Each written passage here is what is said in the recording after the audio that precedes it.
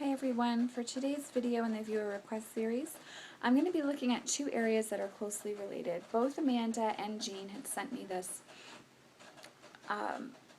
area to discuss a few months ago, and so I'm getting around to doing it now. So I hope that you're both able to watch this and receive some clarity for these areas, and hopefully it will help anyone else who's watching and who's a reader themselves.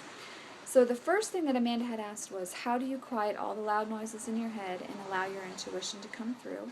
And then Jean had asked for tips on accessing and strengthening intuition for interpreting the message of the cards. So I think both of these areas are related, and I want to talk a little bit about both today with everyone. So the first thing that I want to say is that I feel that intuition and psychic ability comes into play in whatever type of reading or spiritual healing work that we're doing with anyone.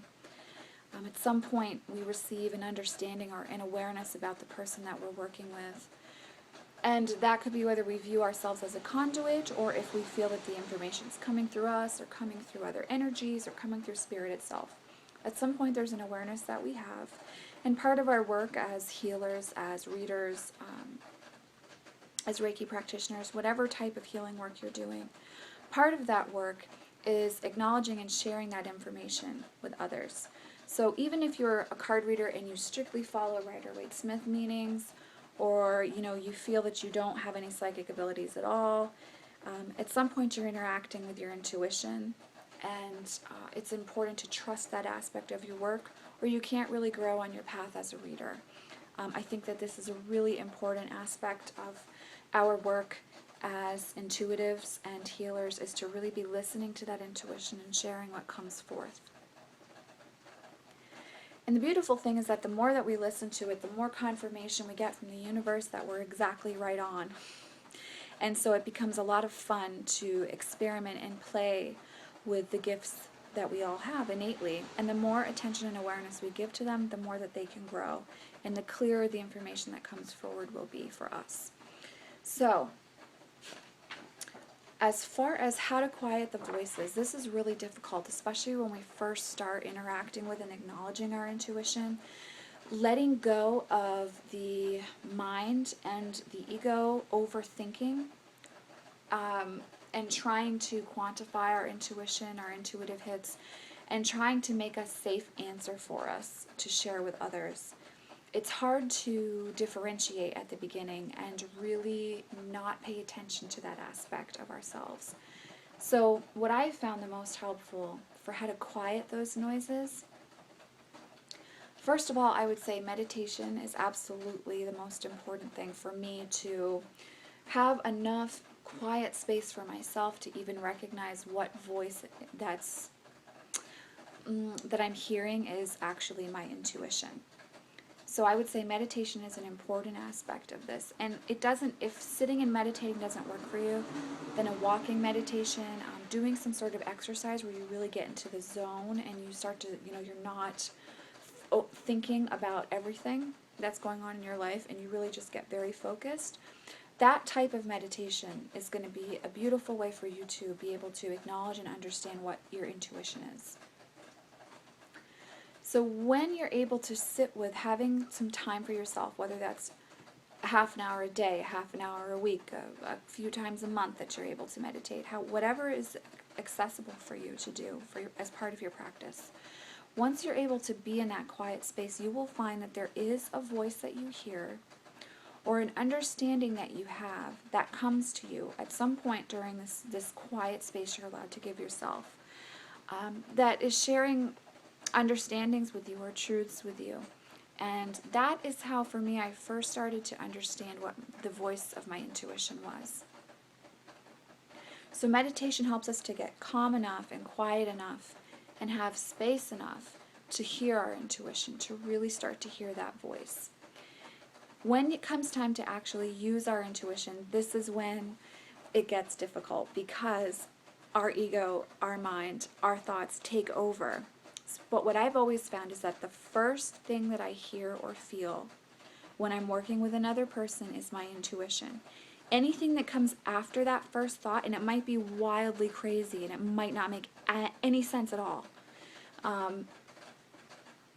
after I have that first thought, that's when I'll find that my ego or my thoughts will come in and try to take over and quantify that that intuitive hit, or make a safe answer for me to share with someone, or try to make something that out of that intuitive hit that feels more acceptable, that it would be more acceptable to the client.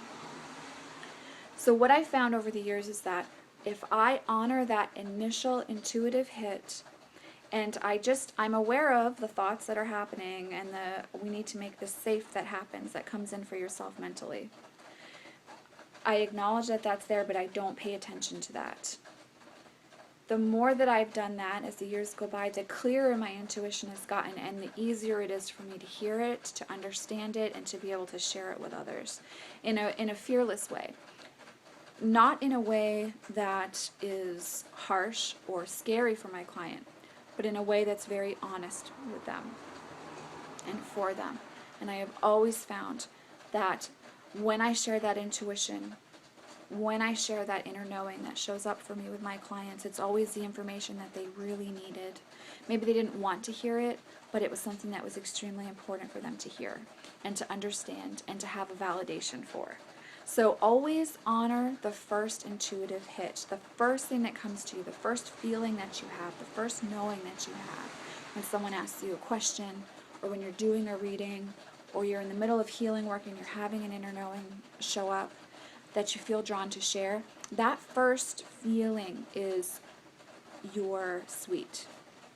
That first feeling is the beauty that you're being called to share with another for healing purposes. So it's important to honor that and acknowledge it, and then share that with the other person or other people. Don't run away from that or be afraid to share that. Once you start sharing it, and once you start acknowledging that first intuition, that first hit that shows up for you, that ability is just going to keep growing for you, and it's going to get clearer and clearer. And then you'll be able to step into a stream of consciousness when you do this work that allows the messages to come and flow very freely and for longer than just one moment where you have clarity. So it's really important to, first of all, do some meditation work, and that can be whatever meditation works for you. It doesn't need to be sitting and repeating mantras. So that's very important to start with when you're growing your intuition. The other thing is to listen to the first feeling or knowing or thing that you see or scent or anything like that, however you interpret with your intuition, whatever abilities you have. Pay attention to what comes to you first before your mind starts to quantify it. That first initial intuitive hit is your intuition speaking with you, is your intuition sharing needed information with you. And so once you start giving the awareness to the fact that that's the intuitive hit, that grows for you. And then once you start understanding that you're getting that hit, the last thing that I find that's most important to do is actually share that with other people. And if that's really scary for you, then start by reading for your friends, or start by reading for coworkers, or someone you don't know that you're never going to see again, that you don't have to be worried about being wrong with. But start sharing and speaking up about those intuitive hits, and not only will the intuition grow, but it's going to get clearer and clearer, and you're also receiving feedback and confirmation from others that that information is necessary, important, valid, and correct for them. And oftentimes when people tell me that it's not true and I'm completely out in left field, that's the person that I'll get a call from a few weeks later who will say, oh my gosh, that made sense to me now and I understand it, or I just had an experience that backed that up. So you just have to trust spirit, great spirit, as I would say, the energies that you work with, the universe, whatever you want to call it. You have to trust whatever energy you're stepping into this relationship with and your intuition itself, and you have to be able to share it with others in order for it to grow and for the voices that are stopping you from heeding your intuition to dull down to a low murmur. I can tell you that at this point, I've been reading for a long time now. Not as long as some people, but a pretty good stretch here. I've been reading professionally. It's 4 years now for me. those voices, the naysaying voices within, the controller within, the ego, those voices don't go away completely. So you just have to know that it's part of the experience for yourself, and don't listen to those voices. You know, don't give in to that voice that tries to quantify or tries to make it make sense or be okay or be a good answer for someone, or protect you. Those voices will be there, but the less that we let them rule our readings and our healing work, the less that we hear them in such a loud way, and the more that we're able to honor the first intuitive hit and share that with our clients. And then they receive a deep level of healing, and so do we, because it goes both ways. The healing goes both ways. And it also allows us to hold sacred space for someone, to really hold space in a way where it's not about us and it's not about our shit. It's about them. It's about communion with spirit for everyone involved. So, as far as accessing and strengthening the intuition and quieting the loud noises, those are the keys. Meditation, honoring our first intuitive hit, our first intuitive understanding, and then sharing the intuition with others. And it doesn't have to be in a typical healing setting that we start exploring it. Again, it can be with friends, family, co-workers, or strangers if that makes us more comfortable. But we have to start exploring it. If you really want to do readings, then just start doing them. You know, don't allow yourself to have excuses if that's really what you want to do with your life. If you really want to be a healer, a reader, someone who works with cards, someone who works with psychic abilities and intuition, a medium, anything like that, you really just have to start doing the work. And once you start doing the work, you find your way through it, and you trust the path, and you keep going. And that's how you find clarity, understanding, and that's how you start to see the picture of what your work is. And then you keep trusting that, and it keeps growing. So it has to be about listening to the intuition. That's how it starts. And again, for me, that's always the first thing that comes up when someone asks a question, or if I'm giving someone a Reiki session and I just have this feeling that comes over me. That's what I am being called to share, and that's what it's important for me to honor.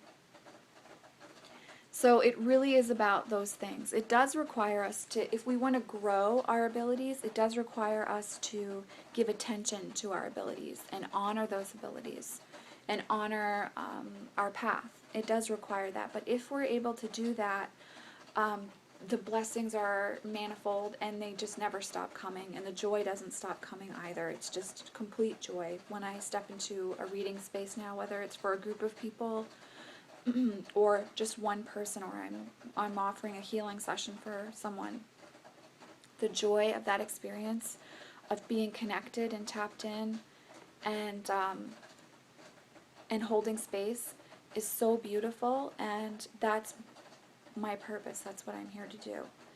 And there's no feeling like it in the world. So once you start really exploring, you know, however that aspect of your intuition applies for your life, you will find that the blessings and the joy of being connected never end and never stop and just keep growing.